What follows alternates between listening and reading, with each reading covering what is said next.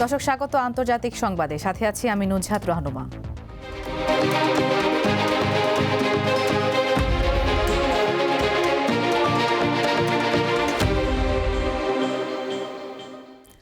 ভেনেজুয়েলায় হামলা ও মাদুরোকে বন্দী করার পর এবার কলম্বিয়ার প্রেসিডেন্ট গুস্তাভো পেট্রোকে হুমকি দিয়েছেন যুক্তরাষ্ট্রের প্রেসিডেন্ট ডোনাল্ড ট্রাম্প। এছাড়া কিউবার সরকারেরও খুব শিগগিরই পতন হতে যাচ্ছে বলে মন্তব্য করেন তিনি। সংবাদ মাধ্যম আল জাজিরা জানায়, স্থানীয় সময় রোববার গভীর রাতে এয়ারফোর্স ওয়ানে সাংবাদিকদের সঙ্গে আলাপকালে ট্রাম্প এই মন্তব্য করেন। তিনি আরও জানান, ভেনেজুয়েলার মতো কলম্বিয়ার অবস্থাও খুব নাজুক। দেশটি এমন এক দুর্বল ব্যক্তিত্ব পরিচালনা করছেন যিনি কোকেন তৈরি এবং যুক্তরাষ্ট্রে তা বিক্রি করতে পছন্দ করেন। তবে কলম্বিয়া এটি খুব বেশি দিন করতে পারবে না বলেও হুঁশিয়ারি দেন ট্রাম্প। এ সময় আরও বলেন তিনি, কিউবাতে মার্কিন সামরিক হস্তক্ষেপের প্রয়োজন নেই, কারণ দেশটি নিজেই পতনের দ্বারপ্রান্তে রয়েছে।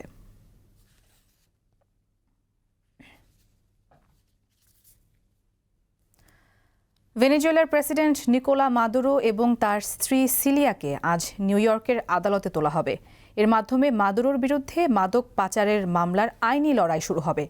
এর মধ্যেই ভেনেজুয়েলার অন্তর্বর্তী প্রেসিডেন্ট ডেলসি রদ্রিগেজ সঠিক কাজ না করলে মাদুরোর চেয়েও বড় মূল্য দিতে হতে পারে বলে সতর্ক করেছেন যুক্তরাষ্ট্রের প্রেসিডেন্ট ডোনাল্ড ট্রাম্প। এদিকে ভেনেজুয়েলায় চালানো যুক্তরাষ্ট্রের সামরিক অভিযানের সময় কিউবার কমপক্ষে ৩২ জন নাগরিক নিহত হন বলে জানিয়েছে হাভানা। এই ঘটনায় ২ দিনের জাতীয় শোক ঘোষণা করেছে কিউবা। শনিবার ভোরে লাতিন আমেরিকার দেশ ভেনেজুয়েলায় আকস্মিক হামলা চালিয়ে প্রেসিডেন্ট নিকোলাস মাদুরো ও তার স্ত্রী ফার্স্ট লেডি সিলিয়া ফ্লোরেসকে ধরে নিয়ে যায় যুক্তরাষ্ট্রের সেনারা। মাদুরো ও তার স্ত্রীকে ইতোমধ্যে যুক্তরাষ্ট্রে নেওয়া হয়েছে এবং তাদেরকে আমেরিকান বিচারের মুখোমুখি করা হবে বলে জানিয়েছেন মার্কিন প্রেসিডেন্ট ডোনাল্ড ট্রাম্প। দ্বিতীয় মেয়াদে ক্ষমতা নেওয়ার পর থেকেই মাদুরোকে প্রধান নিশানা বানান ট্রাম্প। তার অভিযোগ, ভেনেজুয়েলার সরকার যুক্তরাষ্ট্রে মাদক পাচার ও অবৈধ অভিবাসী পাঠানোর মতো অস্থিতিশীল কার্যকলাপের সাথে জড়িত। গত বছর মাদুরোকে বিশ্বের অন্যতম বড় মাদক পাচারকারী হিসেবে অভিযুক্ত করে তার মাথার দাম $5 কোটি ঘোষণা করে ট্রাম্প। বিশেষজ্ঞরা বলছেন, ট্রাম্পের দেয়া অনেক অভিযোগেরই যথেষ্ট প্রমাণ নেই। শনিবারের নজিরবিহীন এই অভিযান পুরো বিশ্বকে হতবাক করেছে। তারা বলল ড্রাগ পাচার, কিন্তু যার সেই ধরনের কোনো প্রমাণ নেই।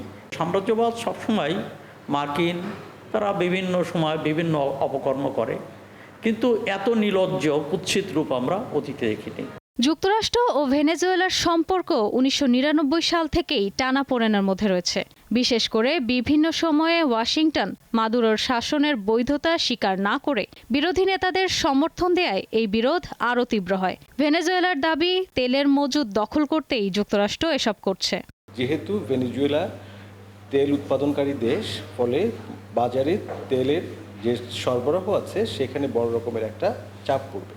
ফলে আন্তর্জাতিক বাজারে তেলের সরবরাহের ঘাটতি হলে যে দাম বৃদ্ধি পাবে, তার ফল হিসেবে বাংলাদেশকেও তার এই বেশি দামে এই তেল কিনতে হবে। সমালোচকরা বলছেন, শুধু অপরাধের অভিযোগকে কেন্দ্র করে সীমান্ত পেরিয়ে সামরিক অভিযান চালানো বা অন্য দেশের ক্ষমতাসীন রাষ্ট্রপ্রধানকে আটক করে নিয়ে যাওয়া আন্তর্জাতিক আইনের চোখে বৈধ নয়। এতটা নির্লজ্জ, এতটা বর্বর ভাবে আর অতীতে হয়নি। ফলে 2026 থেকে এটা একটা নতুন অধ্যায় শুরু হলো পৃথিবীতে, যেখানে শক্তিধর দেশগুলো যা ইচ্ছা তাই করবে, এই বার্তাই দেয়া হলো। ট্রাম্প জানিয়েছেন, ভেনেজুয়েলায় শান্তিপূর্ণভাবে ক্ষমতা হস্তান্তর না হওয়া পর্যন্ত যুক্তরাষ্ট্র দেশটি চালাবে। তবে ভেনেজুয়েলার প্রেসিডেন্ট মাদুরোর অনুপস্থিতিতে দেশটির ভাইস প্রেসিডেন্ট ডেলসি রদ্রিগেজ অন্তর্বর্তী প্রেসিডেন্টের দায়িত্ব পালন করবেন বলে আদেশ দিয়েছে দেশটির সুপ্রিম কোর্ট। ইশরাত সুমা, দীপ্ত বার্তা কক্ষ।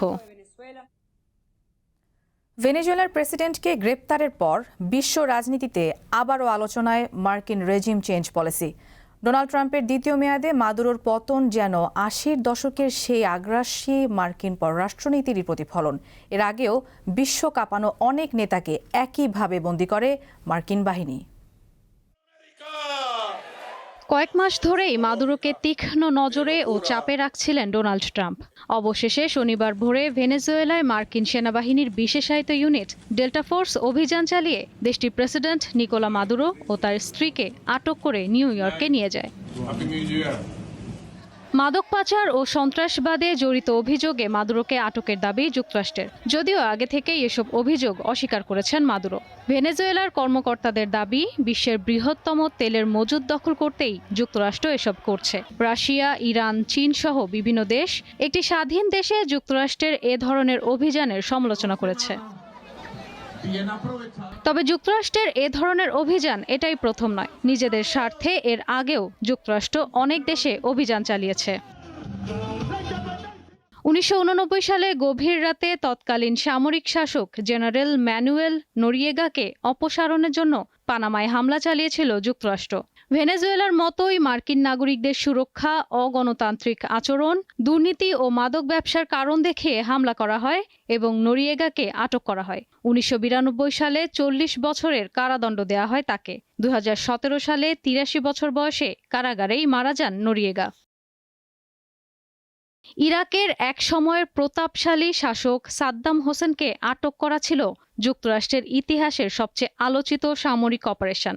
2003 সালের 20 মার্চ যুক্তরাষ্ট্রের নেতৃত্বাধীন পশ্চিমা সামরিক জোট ন্যাটো ইরাকে হামলা চালায়। দীর্ঘ 9 মাস গোয়েন্দা নজরদারির পর ইরাকের তিকরিতের একটি গোপন সুড়ঙ্গ থেকে সাদ্দামকে আটক করা হয়। পরবর্তীতে ইরাকি ট্রাইব্যুনালের মাধ্যমে বিচার করে 2006 সালে ফাঁসি দেওয়া হয় সাদ্দামকে। 2022 সালের ফেব্রুয়ারিতে মধ্য আমেরিকার দেশ হন্ডুরাসের সাবেক প্রেসিডেন্ট হুয়ান অরল্যান্ডো এর্নান্দেসকে মাদুরোর মতোই নার্কো টেরোরিজমের অভিযোগে আটক করা হয়। 2022 সালের এপ্রিলে এর্নান্দেসকে যুক্তরাষ্ট্রে হস্তান্তর করা হয় এবং ওই বছরেই যুক্তরাষ্ট্রের একটি আদালত তাকে 45 বছরের কারাদণ্ড দেন। তবে মার্কিন প্রেসিডেন্ট ট্রাম্প এর্নান্দেসকে ক্ষমা করে দেয় গত বছরের 1 ডিসেম্বর কারাগার থেকে মুক্তি পান তিনি। লিবিয়ার দীর্ঘদিনের শাসক মুয়াম্মার গাদ্দাফিকে ক্ষমতাচ্যুত করার পেছনে প্রধান চালিকা শক্তি ছিল ওবামা প্রশাসনের প্রত্যক্ষ মদদে পরিচালিত ন্যাটো অভিযান। যদিও দেশটির বিদ্রোহীরা তাকে হত্যা করেছিল, তবে লিবিয়ার আকাশে মার্কিন ড্রোন ও ফ্রেঞ্চ যুদ্ধবিমান গাদ্দাফির কনভয়ে হামলা চালিয়ে তাকে অবরুদ্ধ করে ফেলেছিল। ইতিহাস বলছে, একবার যখন কোনো রাষ্ট্রপ্রধানকে যুক্তরাষ্ট্র সরাসরি মাদক সম্রাট বা সন্ত্রাসী হিসেবে চিহ্নিত করে আটক করে, তখন তার মুক্তি পাওয়া প্রায় অসম্ভব হয়ে পড়ে।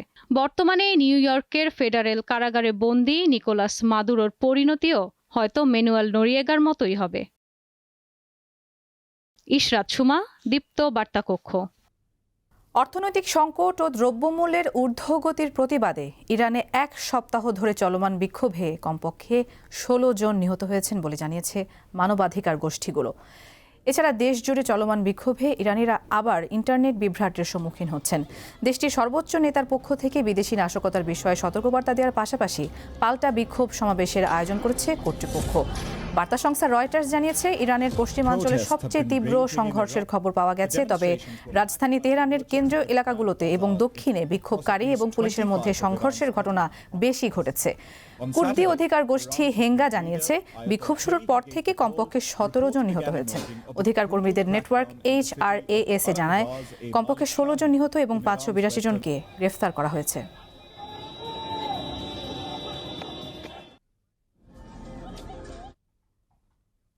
দর্শক, এই ছিল দীপ্ত আন্তর্জাতিক সংবাদ। এরপর দীপ্ত সংবাদ বেলা 2টায় দেখার আমন্ত্রণ। ধন্যবাদ সবাইকে।